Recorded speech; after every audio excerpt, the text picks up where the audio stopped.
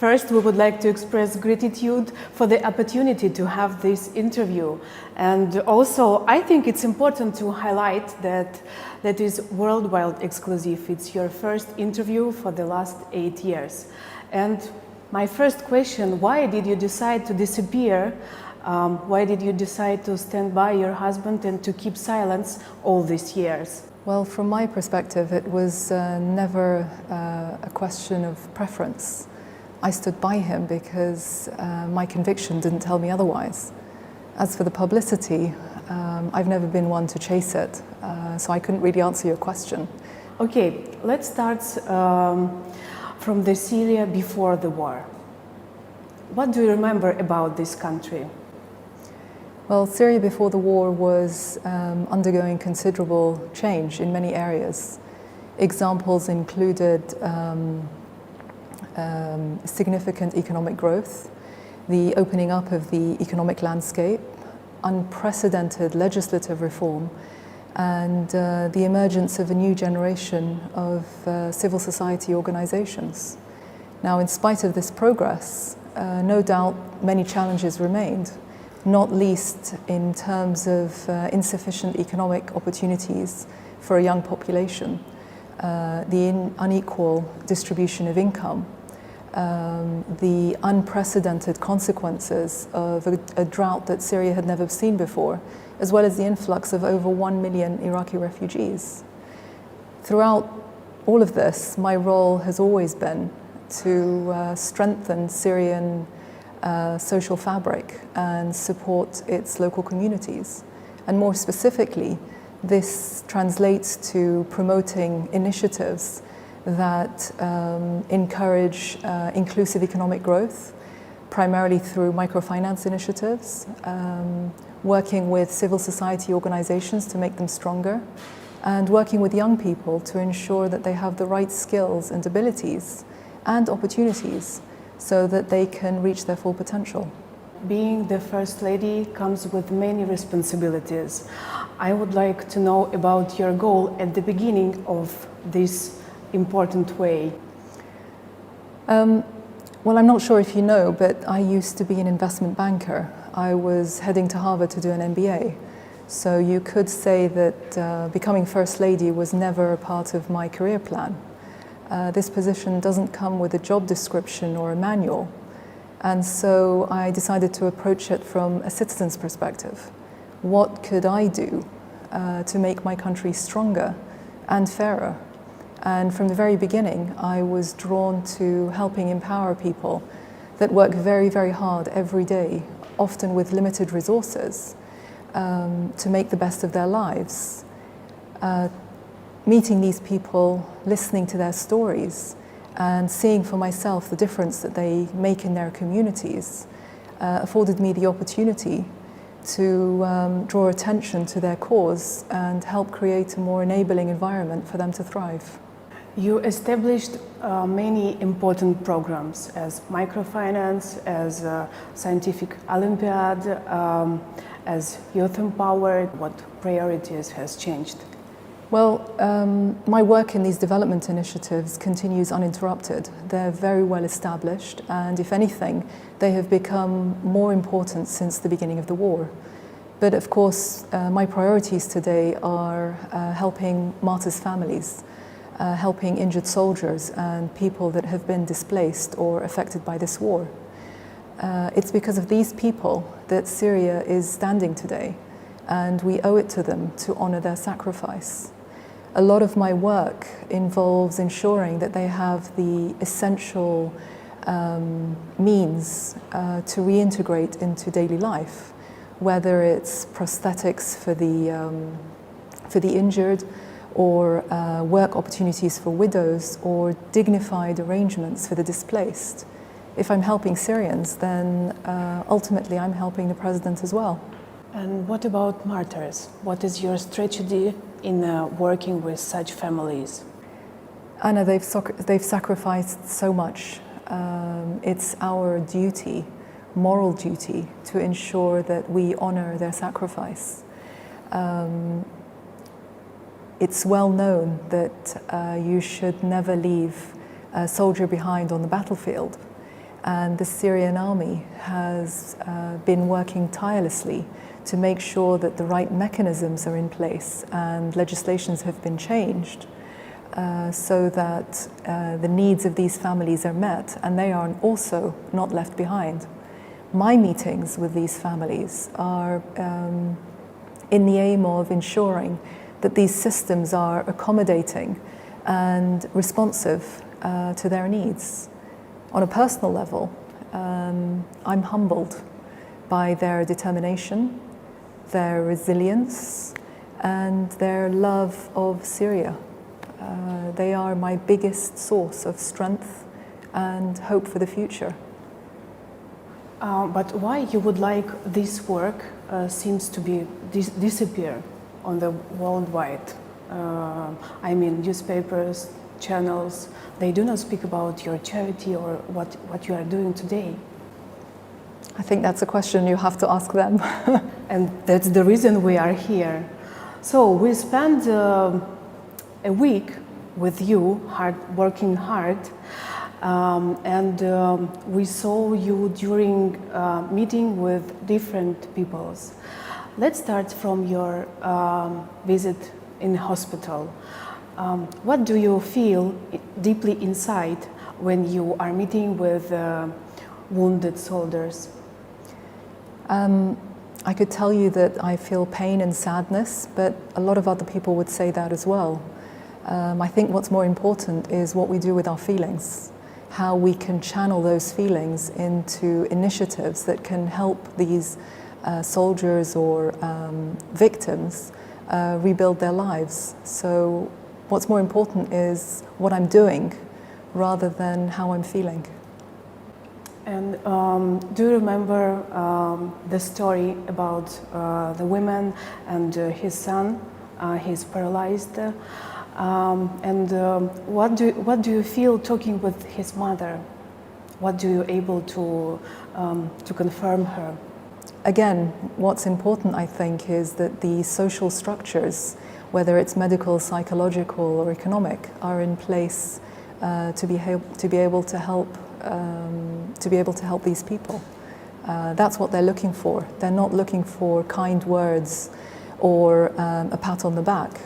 They need real help to be able to rebuild their lives, and that's where my work focuses. And what do you feel when you hear such an answer? I have no pain, I have no future, I have no motivation to continue living. Or, excuse me, I was shocked by the answer when the man told you, I have no opportunity to buy even a chicken for my family. Unfortunately, that's not the only case. As much as our soldiers believe in what they're fighting for and why, even the strongest spirits find it difficult to suddenly adjust to having to be completely dependent on somebody else. They have sacrificed so much, and it's our duty to deliberately honor them and make sure that they are taken care of. And it's for that reason we have dedicated teams of professionals that reach out to soldiers and their families and work tirelessly to make sure that the structures are in place. As I said, the economic, psychological, and medical structures are in place to help them rebuild their lives. Despite the challenges, and there are many, slowly but surely, these brave soldiers are finding their way again. They're contributing to society and even starting families. And in these troubled times, there are beacons of hope for all of us. You take a great responsibility because you have, I don't know, thousands of requests, and you promise to everyone to do everything the best of you. Why? It seems to be impossible to help each person, to help each wounded soldier or displaced or family who has kidnapped. You heard the stories as well as I did. Could you ignore them? That's impossible. In Syria, we believe in honoring our word. This is very important. And I offer the help because I'm confident that the necessary arrangements are in place to be able to address these needs. I'm able to mobilize a very strong, extensive network that has been built up over the years of government, civil society and private sector. And experience has meant that most of these requests can be handled through these established channels. But for me personally, every visit, every opportunity provides a new chance to identify shortcomings in the current systems and processes that need to be changed. And in this way, the effects are multiplied. And if the changes are made, then other people will no longer have to deal with the same problems. And how do you control your team to make this request become true? Well, as I said, first of all, in Syria, our word is our honor, and this is very important. And obviously, the people that work with me share this belief and work within this conviction. Beyond that, I'm a very firm believer in systems, in institutional frameworks that ensure that responsibilities are clear and targets are clearly identified. And by the way, Syria is a small society, and so there have been many times when I have met the same people again. So there's always a way of checking. And what results do you proud of by now? Tell you I'm proud would mean that I'm finished, I'm done. The work has been completed and Syria is prosperous. And clearly that is not the case. There is still so much more that needs to be done.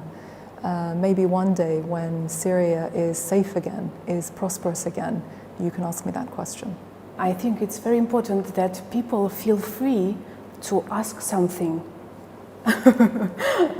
And they really do believe that their dreams or their wants comes true. They are not afraid to ask you because you are First Lady. And can you give me your recipe? How do you ask them to ask you something when they don't like to ask? And maybe they feel confused or not confused, they feel nervous about asking something. Human dignity is very important. And as much as possible, I try to make sure that people are not embarrassed or offended in any encounter that we have. And so I'm proactively always asking what it is that I can do to help and how can I help alleviate some of their hardships. And I always say to them, you're not asking, I'm the one who's asking. It's my job to ask. It's my duty to ask. And in that way, I hope that I can encourage them or help them to be more forthcoming. And the following question about safety. So we accompanied you in Syrian Trust in Development, and we also accompanied you on the way to this center, and you drive by yourself. Why do you allow this risk? Very simply, I refuse to live in fear, Anna. Everybody in Syria, you could say, is at risk today. So why should I be any different? More importantly, how can I encourage people to continue living their lives, going to work and sending their children to school, if I don't do the same? That would be hypocritical. But to be honest, the greater risk for me personally is to be isolated from day-to-day life, because ultimately there is no substitute for being directly engaged on the ground. And your way to Esuelia? We know that one piece of this route was greatly dangerous because from the one side there was territory that is under Daesh control, from the other side they're also under terror control. So why? For us it's incredibly that you drove. I saw by my eyes you drove alone in your car. I do appreciate your concern. But from my perspective, these are Syrian women, mothers and daughters, each in their own way trying to deal with the hardships that have been brought about by this war. And crisis or no crisis, my interest is always to extend help to those who need it. And this is a priority above all other considerations. I continue to insist that I remain as accessible and approachable as possible because, again, there is no replacement for human interaction. It's how I learn and it's how I'm able to make a difference. You're constantly exploring the country despite this risk, and you met with the people a lot. And what mood do you meet? What do they talk about? What do they ask you? Conversations vary. There are stories of courage and resilience, stories of tragedy and hope, but always, the bigger question on everybody's mind is when will Syria be safe again? When can we go home? Since the first meeting with Mr. President and after all these years you are together, is he the same person as you once decided to marry? In many ways, yes. He is the same person I met before he became president. He's very calm. He's very thoughtful and always polite. But probably one of the best things about him is that he is so easy to talk to. It's, you can talk to him about anything and everything, and that's great. And how does difficult military tasks or other difficulties of nowadays influenced him? Well, of course, the responsibilities are much greater than before. The burden is tremendous. And that is where all his energy is focused and the majority of his time. But one of the things I admire as well about him is that despite these burdens and the demanding schedule that he has, he always tries to make some time for his family, especially our 3 young children. He takes his role as a father very seriously. He's a very giving man. Mm-hmm. And what about you? What principally changed in you during these difficult times? I'm no different to many other people in Syria, Anna. My family has been affected just as any other family in Syria.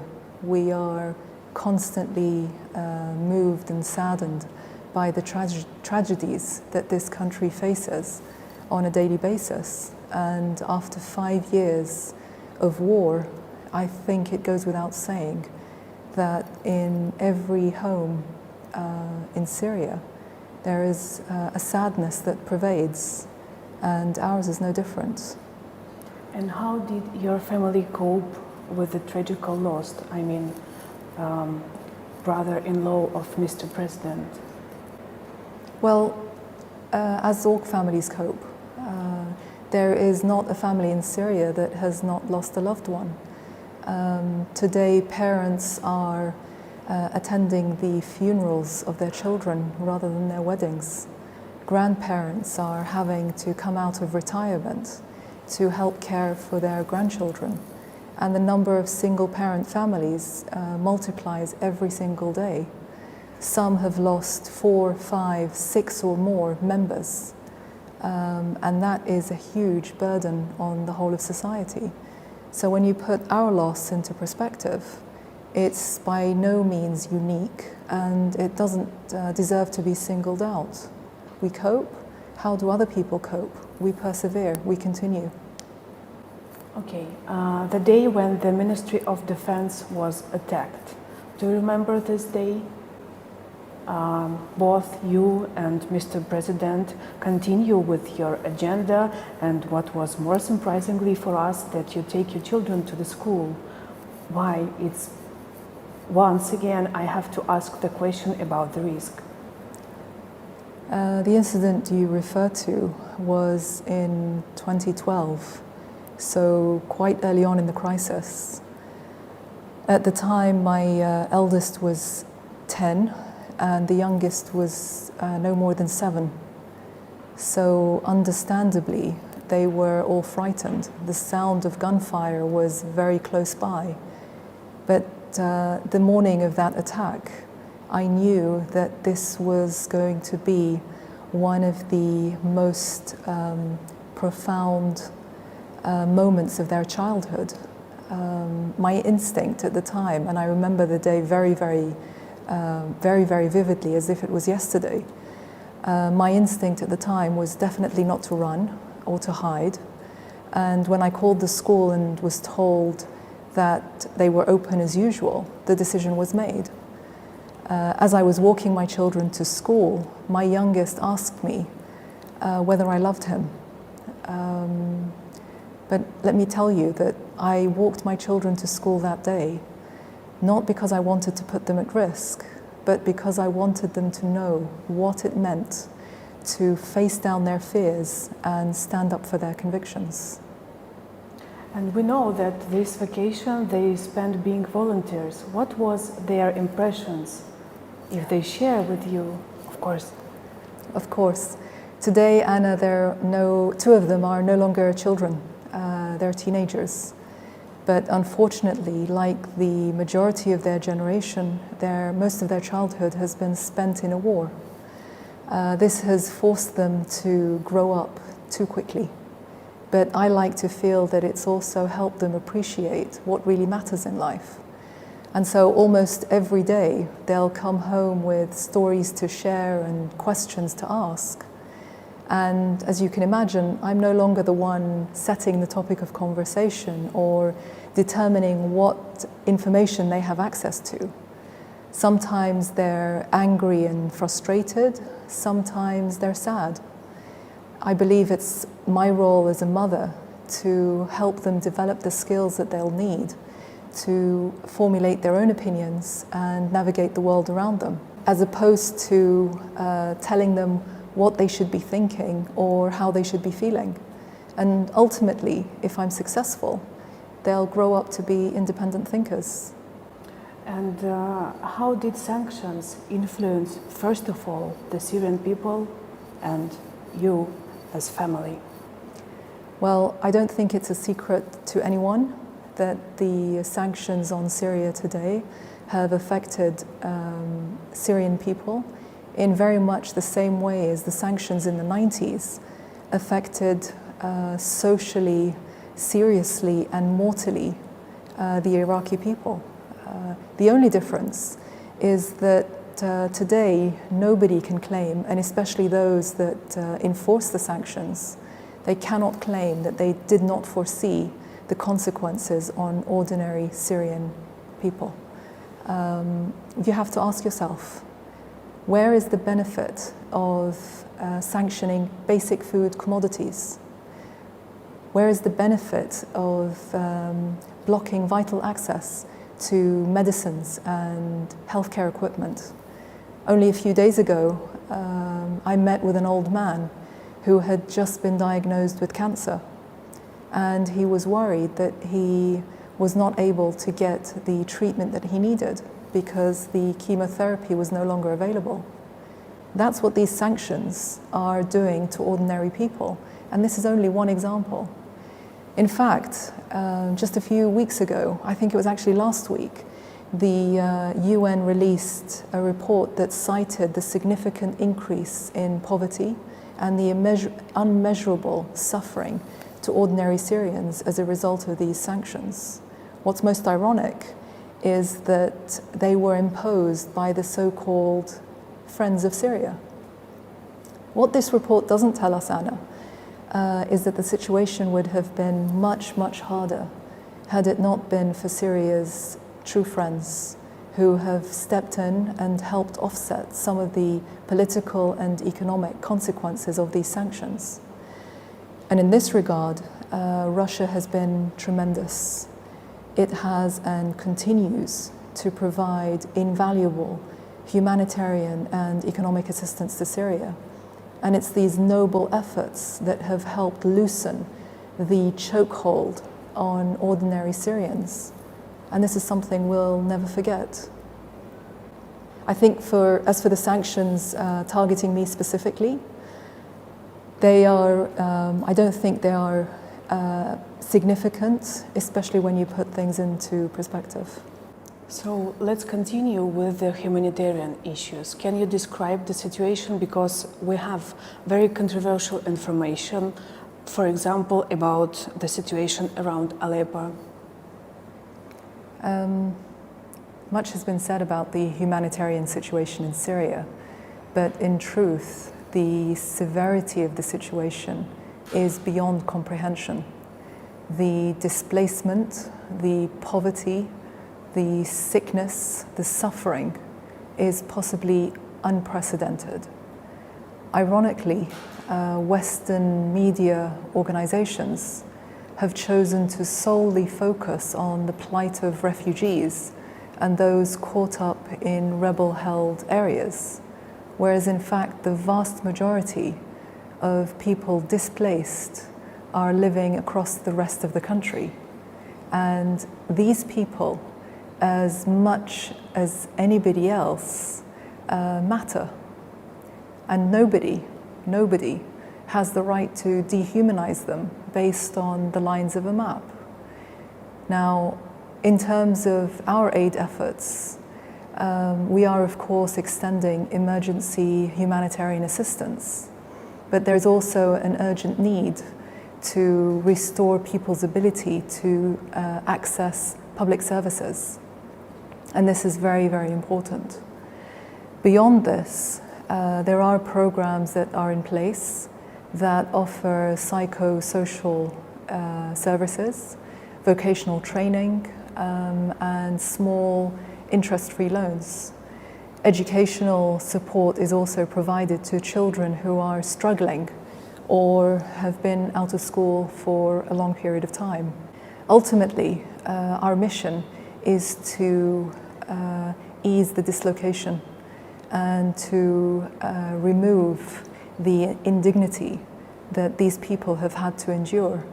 And we must continue to do this to the very best of our ability with all the resources we have available to us. I would like to ask about your reaction on different criticism from European press or US press. What do you feel during you read these articles or you see some TV sets? What do you feel? What do you would like to tell the people who target you? Well, first of all, I think it's to be expected. It's part of the position, or it comes with the territory, as they say. Even as this interview wraps up, it's almost certain that I will be subjected to some pretty harsh criticism by certain people or media organizations that are only interested in portraying me in a negative or even superficial manner.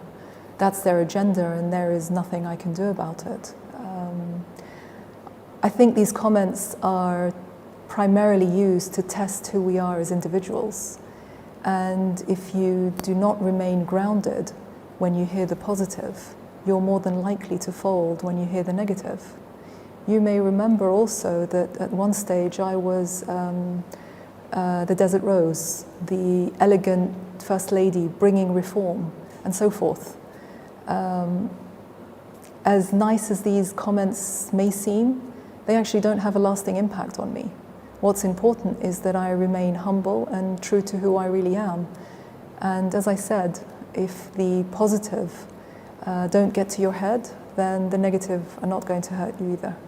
Okay, and what is about the future? How do you imagine and how do you would like Syria to be as soon as possible? Syria comprises of land that has been continuously inhabited for a very long time. Over thousands of years, this soil has been exposed to dozens of wars and invasions, and some areas were completely destroyed. I know that Syria can and will rebuild itself.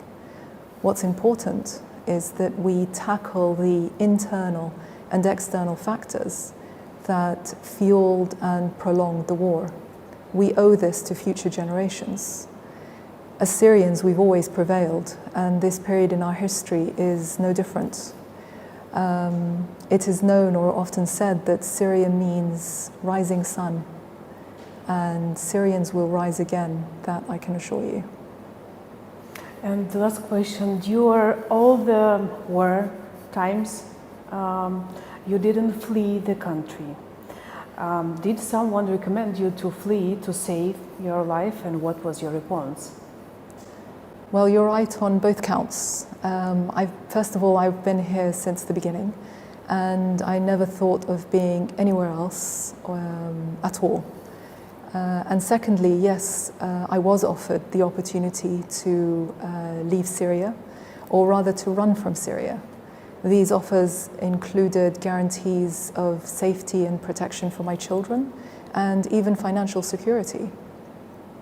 It doesn't take a genius to know what these people were really after. It was never about my well-being or my children. It was a deliberate attempt to shatter people's confidence in their president. And suffice to say, these offers were foolish and not even made by people who were Syrian. And what was the most harmful incident during this war?